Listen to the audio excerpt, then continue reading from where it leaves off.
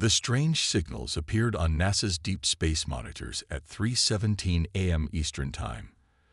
Dr. Alex Morgan had been about to leave after a 12-hour shift when the alert pinged on her screen. She rubbed her tired eyes and leaned closer to the display. "That can't be right," she whispered. The readings showed multiple objects larger than aircraft carriers moving at impossible speeds just beyond Pluto's orbit. They were slowing down and changing course, directly toward Earth. By sunrise, every major observatory on the planet had confirmed the data. Something was coming. In Washington, D.C., Major Susan Kelly stood at attention in the White House Situation Room. 24 hours without sleep left dark circles under her eyes, but her posture remained perfect as she delivered her report. "Mr. President, these objects are moving with purpose. They're adjusting course to avoid debris. They're slowing down in a controlled manner. These are ships, sir, not natural phenomena." The president's face turned ashen. "How long do we have?" "At current velocity, 3 days until they reach Earth orbit." Across America, life continued normally. In the small town of Millfield, John Carter taught his high school history class about World War II resistance movements. The former Marine pointed to a map of occupied France. "Sometimes the most powerful weapon isn't a gun or a bomb," he told his students. "It's the human spirit's refusal to surrender." The irony of his words would only become apparent later. In Nebraska, Olivia Reed walked through rows of experimental wheat she had engineered to survive drought conditions. Her phone buzzed with a news alert, then another, then dozens more. She stopped walking and opened the first message. The headline read, "Dora King, Unknown Objects Approaching Earth. Presidential Address Scheduled." That evening, the world held its breath as satellites, radio telescopes, and military sensors all focused on the approaching fleet.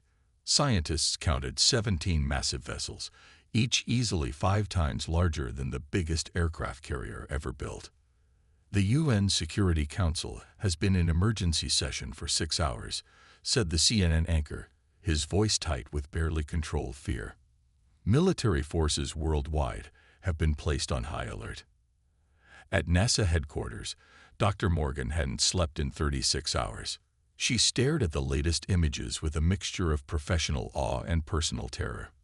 "They're positioning themselves in a perfect orbital formation," she said to no one in particular. "No natural objects move like that." The first message came exactly 72 hours after initial detection. Every electronic device on Earth, televisions, radios, phones, computers, broadcast simultaneously in flawless English. "We are the Drax Imperium. Your world now belongs to us. Surrender will be rewarded. Resistance is futile." The message repeated once, then silence. In Millfield, John Carter watched the broadcast on his living room television. His hand instinctively reached for the gun he no longer carried. His phone began ringing, old military buddies calling one after another. In her Nebraska laboratory, Olivia Reed gathered her research team. "Download everything," she ordered. "Every experiment, every result. If these aliens are here for resources, our food security work might become more important than ever." Major Susan Kelly stood by the Joint Chiefs of Staff as they presented options to the president. None looked promising. "We could try diplomacy first," suggested the Secretary of State. "While preparing every weapon we have," added the Secretary of Defense. The president nodded grimly. "Send the message. We wish to establish peaceful communication." Above them, the massive ships held position, silent and waiting. At his kitchen table, John Carter made a list of names. People he trusted, people with skills, people who wouldn't panic. Just in case. In her lab, Olivia Reed backed up her data to a portable drive and slipped it into her pocket. Just in case. Across America and around the world, millions looked to the sky with fear. No one knew it yet, but humanity was about to face its greatest test. and the Drax Imperium was about to learn a painful lesson about underestimating humans. 48 hours passed with no further communication from the Drax ships. Then, without warning, they moved. Each vessel positioned itself above a major world city: New York, London, Moscow, Beijing, Delhi, Tokyo, Los Angeles, and 10 others. John Carter watched the news with a growing sense of dread. The largest ship hovered over Washington, D.C., its shadow darkening the National Mall like an artificial eclipse. "This is it," he whispered to himself. He picked up his phone and sent a single text message to 20 former Marines and Army Rangers. "Meeting at my place. Now." Olivia Reed and her team worked frantically to move their seed samples and research equipment to an underground storage facility. The university had ordered an evacuation, but she refused to leave. "If things go bad, this work might be all that keeps people fed," she told her assistant. At the White House, Major Susan Kelly watched as a diplomatic team prepared to meet the aliens. The 12-person delegation included diplomats, scientists, and military personnel. They would be transported to the Drax command ship for the first official contact. "We need to prepare for the worst," she told the president. "I don't like that they position themselves over population centers." The president nodded grimly. "The nuclear football stays with me. Let's pray we don't need it." The delegation departed at noon from the White House lawn. Their helicopter flew directly up to the massive ship hovering above. A beam of light extended from the vessel, and the helicopter disappeared inside. The world watched and waited. 2 hours later, all global communications networks broadcast simultaneously again. The image showed the Earth delegation seated at a long table. Across from them sat tall, armored figures with scaled skin and eyes that glowed yellow. The largest alien rose. His voice was deep and precise. "I am Commander Vexnar of the Drax Imperium. Your representatives have refused our generous terms of surrender. Such defiance cannot be tolerated." Without warning, the alien pulled out a weapon. Bright energy flashed across the screen. When the light faded, the entire human delegation lay dead. "You have 24 hours to surrender your world governments to Drax authority. After that, we will take what is ours by force." The broadcast cut off. Panic erupted worldwide. In major cities, people fled in terror. Roads clogged with vehicles. Store shelves emptied within hours. In the Situation Room, the president faced the Joint Chiefs of Staff. "We have no choice," he said. "Prepare all forces for defensive action."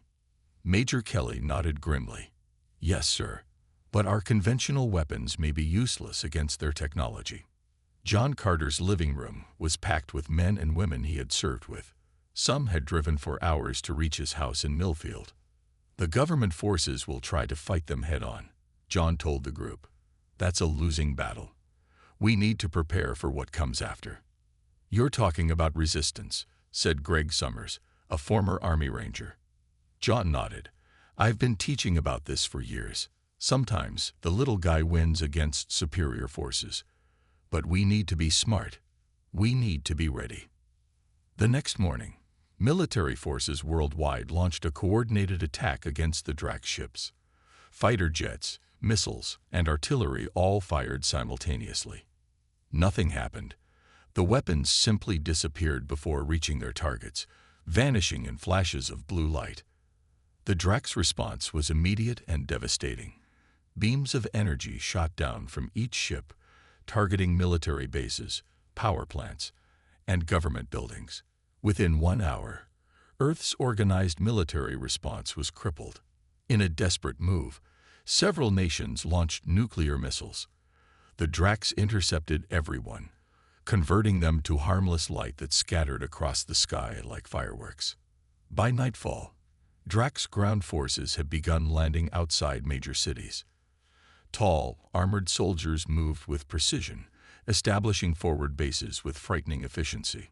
The invasion of Earth had begun. In his basement, John Carter cleaned his old service rifle. In her lab, Olivia Reed downloaded the last of her research onto portable drives. In the ruins of the Pentagon, Major Susan Kelly pulled herself from the rubble. The aliens had expected surrender.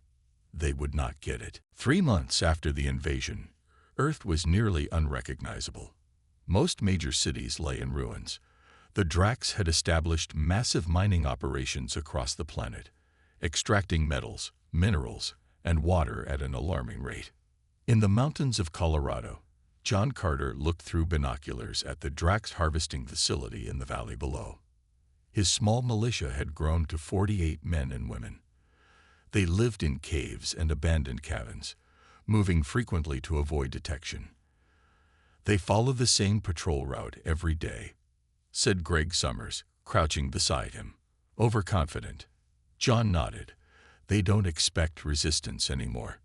Not after what they did to Denver. The memory of Denver's destruction haunted everyone. When residents had staged a large-scale protest, the Dracs had simply leveled the entire city from orbit. We hit them tonight, John decided. Small team. Just disrupt the operation. No direct confrontation yet. 300 miles away, Olivia Reed worked in an underground laboratory beneath the ruins of her university. Several scientists had joined her, creating a hidden research facility focused on understanding Drax technology. "Look at this," said Olivia, examining a piece of alien armor they had recovered from a damaged Drax soldier. The material changes properties when exposed to different energy levels.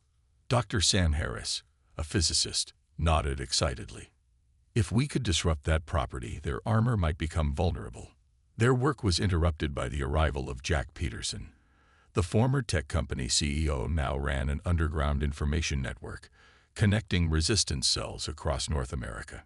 "I brought someone to meet you," Jack said. He stepped aside to reveal a woman in a blood-stained lab coat. "This is Dr. Lisa Nguyen. She was chief surgeon at Chicago Memorial before the invasion. She's been treating resistance fighters and studying Drax biology." Lisa stepped forward. "I performed autopsies on 3 Drax soldiers. I found something interesting about their respiratory system. In orbit above Earth, Commander Vexnar faced a holographic projection of the Drax High Command. The Supreme Leader's scaled face showed clear disappointment. "Your reports promised this world would be pacified within 1 month," the leader said. "Yet 3 months have passed, and we continue to lose equipment and soldiers to these primitives." Vexnar bowed his head. "The humans are unusual, Supreme One. Most species surrender after demonstrating our power. These creatures continue fighting even after major defeats. Unacceptable." The Supreme Leader hissed. "Increase harvesting operations. Eliminate any human settlement near our facilities. You have 1 Earth year to complete the resource extraction, or you will be replaced." A hologram vanished, leaving Vexnar seething with anger and embarrassment. That night, John's team approached the Drax facility silently. They carried makeshift explosives created from mining materials. The plan was simple: damage the extraction machinery and retreat before reinforcements arrived. They hadn't expected to find a weakness in the Drax patrol pattern. As they planted explosives, Greg noticed something unusual. "John, look. The guards change shifts all at once. There's a 2-minute window with minimal security." John filed this information away. Every weakness they discovered was valuable. The explosives detonated successfully, destroying one of the main extraction drills. As alarms blared, the team melted back into the forest. In her underground lab, Olivia made a breakthrough. The armor reacts to sound. Certain frequencies cause molecular changes in the material. Dr. Lisa Nguyen added her own discovery, and their respiratory systems can't filter specific compounds found in earth plants. "I think we could develop something that would incapacitate them without harming humans." Jack Peterson smiled grimly. "I need to share this with the other resistance cells, and I have an idea for establishing broader communication." Across the country, similar small victories were happening. The Drax had expected humanity to behave like other conquered species, to surrender completely after an overwhelming show of force. But humans were proving remarkably adaptable, forming resistance networks, sharing information, Finding weaknesses. Commander Vexnar received reports of the latest attack with growing frustration. These humans were supposed to be primitive. Conquering them should have been simple. Yet somehow, they kept fighting. He didn't know it yet, but his problems were just beginning. 6 months into the occupation, humanity had learned more about their enemy. The resistance was no longer just fighting blindly. They were fighting smart. In her underground laboratory, Olivia Reed adjusted the frequency on her sound device. The piece of Drax armor on her workbench vibrated, then began to crack. 23.7 kilohertz, she noted. That's the sweet spot. Her team had constructed portable sonic emitters that could weaken Drax armor at close range. They weren't perfect weapons, but they gave human fighters a chance. Dr. Lisa Nguyen worked at a table nearby, mixing compounds extracted from common ragweed and poison ivy. Their respiratory systems can't filter these compounds, she explained to Olivia. This mixture won't kill them, but it will make them very sick for about 6 hours. Jack Peterson entered the lab carrying a modified radio transmitter. His Radio Free Earth network had spread to resistance cells across the continent. Every night at different frequencies, he broadcast encrypted messages and shared intelligence about Drax weaknesses. We've confirmed what you discovered, he told the scientists. The teams in California and Texas both successfully used the sound frequency to breach Drax armor. We're turning the tide. In the mountains, John Carter's militia had grown to over 100 fighters. They had established a hidden base inside an old mining complex. Using the intelligence from Olivia's team, they had conducted 12 successful raids on Drax operations. They still don't understand how we think, John told his lieutenants as they planned their next mission. They expect us to attack head-on, like their other enemies must have done. They don't expect us to adapt. Greg Summers pointed to a map showing Drax patrol routes. They've increased security, but they're still predictable. They change shifts at the same time every day. John nodded. We hit 3 locations simultaneously tomorrow. Small teams, quick strikes. Damage their equipment and disappear. On the Drax command ship, Commander Vexnar reviewed the latest losses with growing rage. He smashed a display screen with his armored fist. These humans are vermin, he shouted at his officers. 12 worlds we have conquered, and none have resisted like this. His second-in-command stepped forward cautiously. Perhaps we should study them more carefully, Commander. They seem to possess unusual adaptability. Vexnar snarled. I want new protocols. Change all patrol patterns. Rotate shifts randomly. And double the punishment for any human settlement near attack sites. That evening, a Drax patrol discovered one of Jack Peterson's radio transmission stations. They destroyed the equipment and captured the operator. Under interrogation, the human revealed nothing but died with a smile on his face. Why do they keep fighting when they cannot win? Asked a young Drax officer. Because they don't believe they will lose, replied his commander. Their history is full of smaller forces defeating larger ones. It's in their culture. The next day, John's teams launched their coordinated attacks. 2 were successful, but the third team found the Drax patrol patterns had changed. They were ambushed, and only 2 members escaped. John received the news grimly. They're learning too. We need to be more unpredictable. In her lab, Olivia worked on miniaturizing the sonic emitters. If we can make these small enough to be carried by individuals, we can arm more resistance fighters. Lisa Nguyen had begun testing her respiratory irritant on a captured Drax. The alien suffered but revealed an unexpected side effect. The compound made their scaled skin temporarily change color, making them easier to spot at night. Jack Peterson established 3 new radio stations to replace the one that was lost. Never depend on just one way to communicate, he told his team. Always have backups. Across Earth, small victories and painful losses mounted on both sides. The Drax had superior technology and firepower, but humans had something the aliens couldn't understand: an absolute refusal to surrender, no matter the odds. And for the first time, Commander Vexnar began to worry. 1 year after the invasion, the resistance had become a global movement. What started as scattered groups fighting for survival had evolved into a coordinated network with a single purpose: drive the Drax from Earth. John Carter stood at the entrance of an abandoned mine shaft that now served as the main base for his forces. What once was a small militia had grown into an army of 500 fighters spread across the Rocky Mountains. "The supply truck is coming up the road," reported Greg Summers, watching through binoculars. "Right on schedule." John nodded. "Let's hope Olivia's new weapons work as promised." The truck was carrying stolen food and medical supplies, but more importantly, it held crates of the new sonic disruptors Olivia's team had perfected. The small handheld devices could emit the exact frequency needed to weaken Drax's armor at close range. In her underground laboratory, now 3 times larger than when she started, Olivia Reed supervised the final tests on their most ambitious project yet. Before her sat a captured Drax scout ship, barely larger than a car. Her team had spent months studying it. "The neural interface is designed for Drax biology," explained Sam Harris, the physicist. "But we've modified it to accept human input." Olivia smiled. "If this works, we'll finally understand how their ships communicate with each other." The door opened, and Jack Peterson entered with Dr. Lisa Nguyen. Jack's Radio Free Earth now broadcast to resistance cells on every continent. Lisa had established medical stations throughout the resistance network while continuing her research on Drax biology.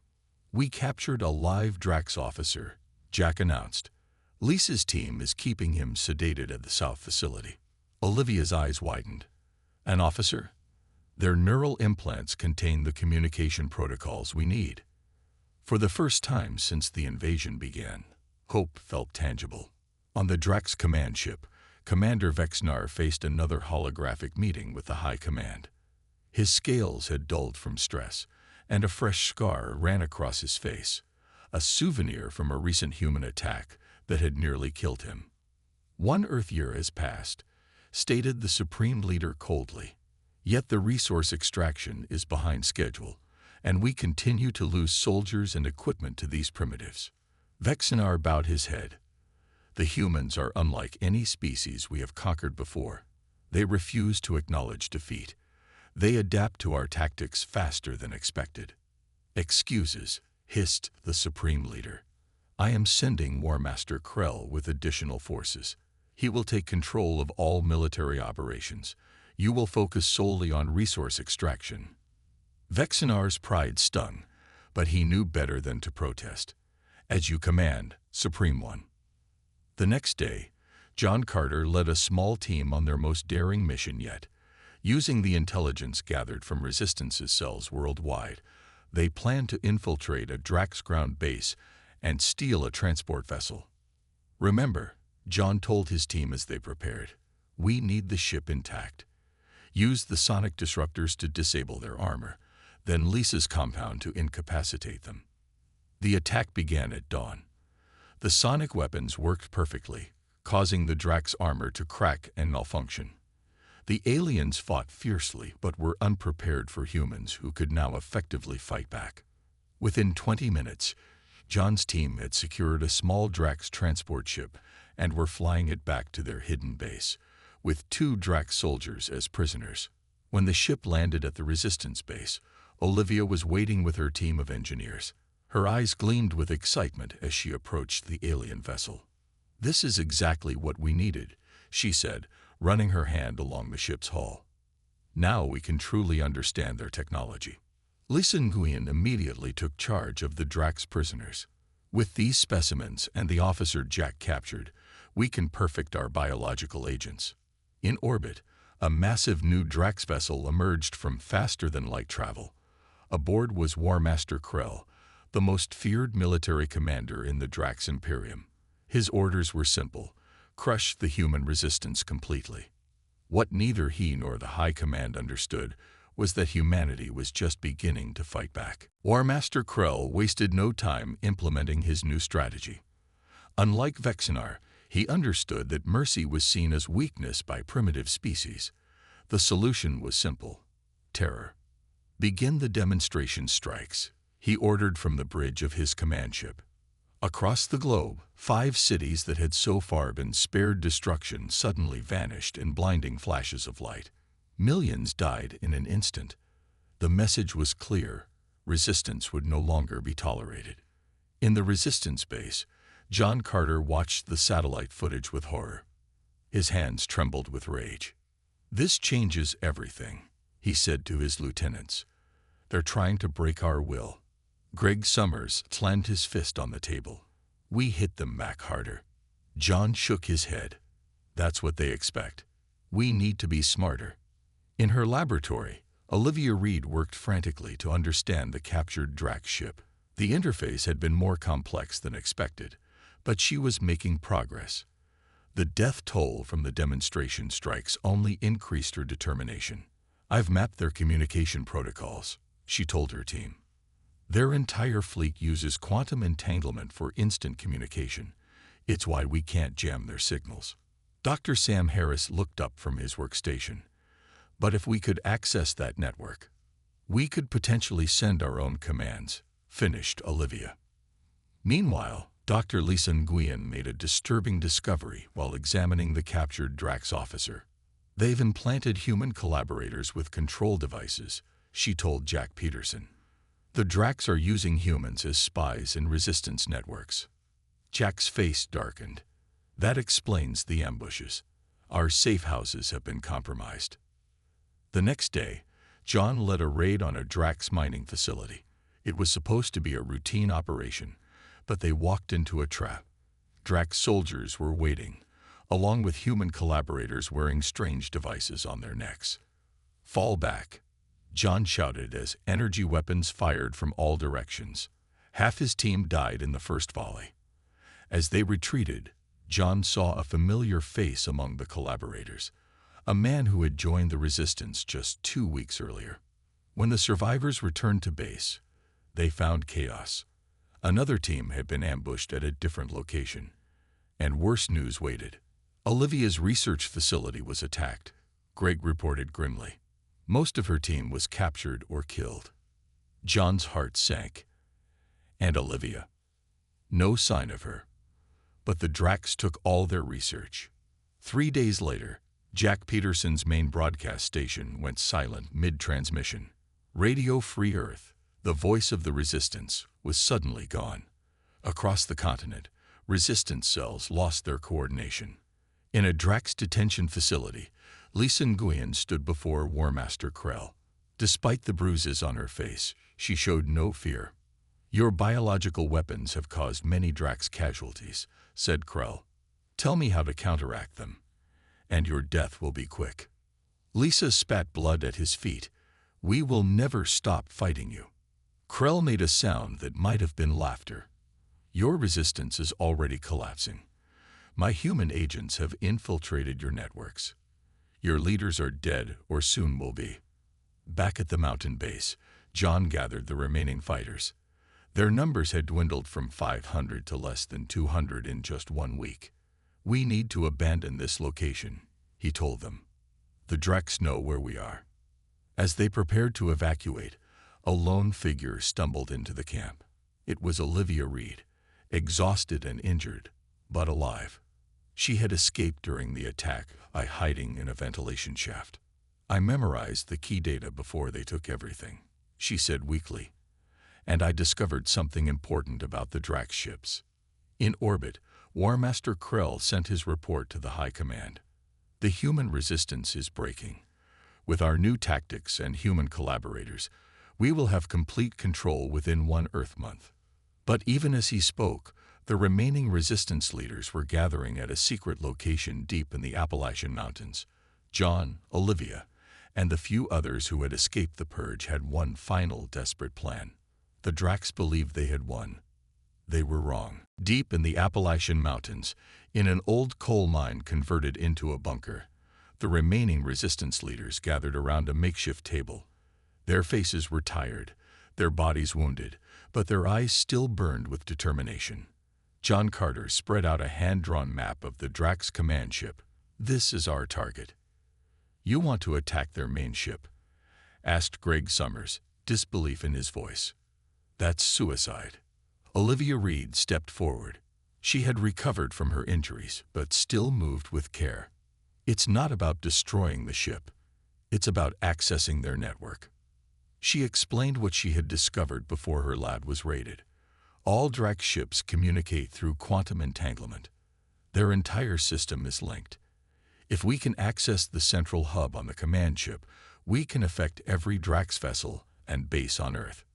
"How does that help us?" asked one of the other resistance leaders. Olivia smiled for the first time in weeks. "Because I found a flaw in their system.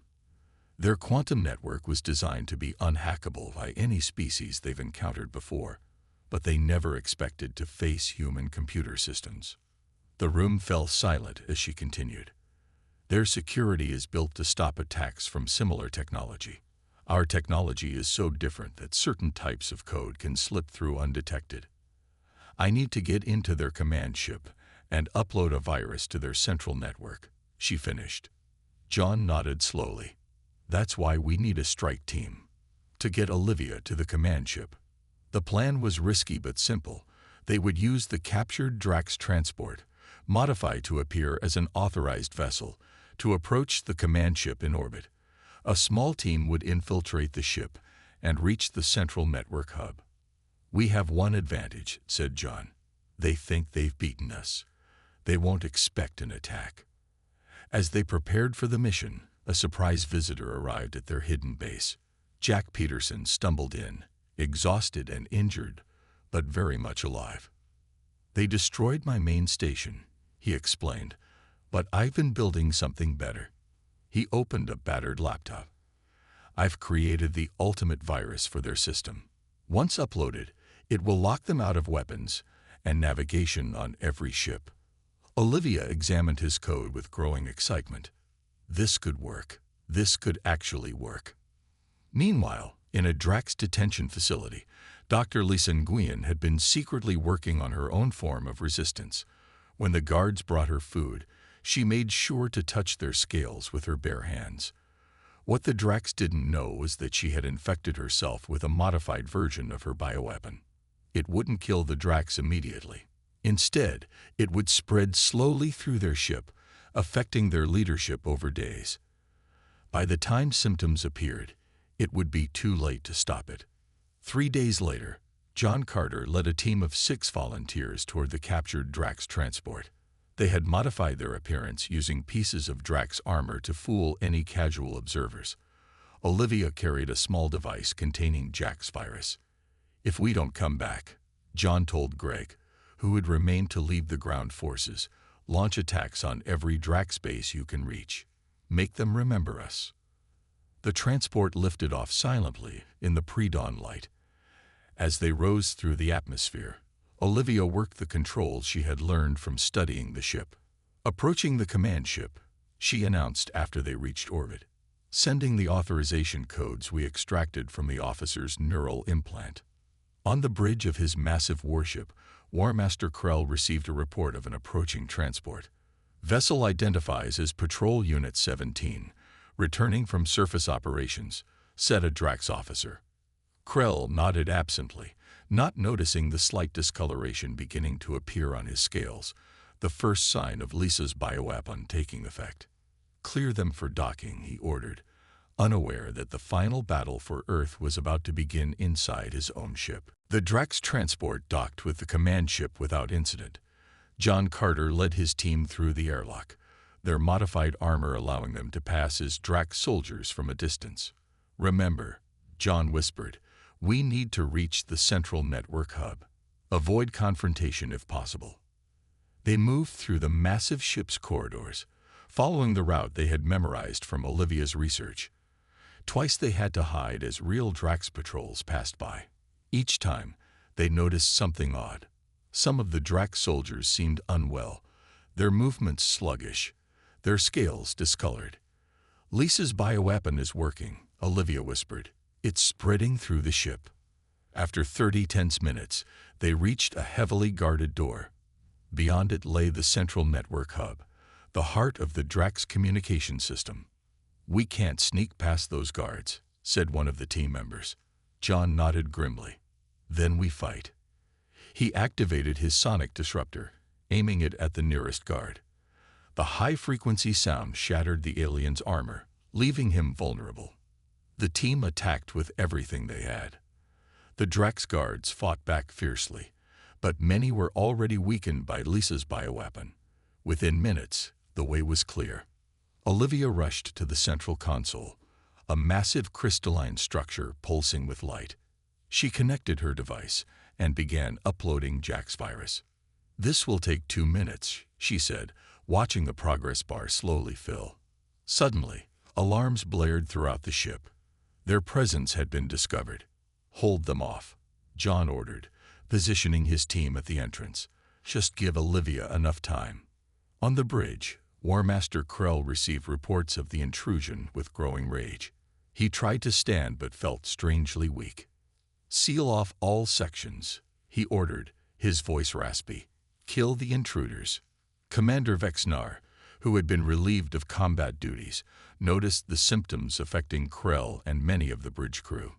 He had seen this before in troops who had encountered the human biological agent. "The humans have poisoned us," he realized. In the network hub, John and his team fought desperately against waves of Drax soldiers. 2 of their team had already fallen. Olivia worked frantically at the console, her hands flying over the alien interface. "Just 30 more seconds," she called out. John took a hit from an energy weapon, the blast burning through his shoulder. He staggered but remained standing, continuing to fire his weapon.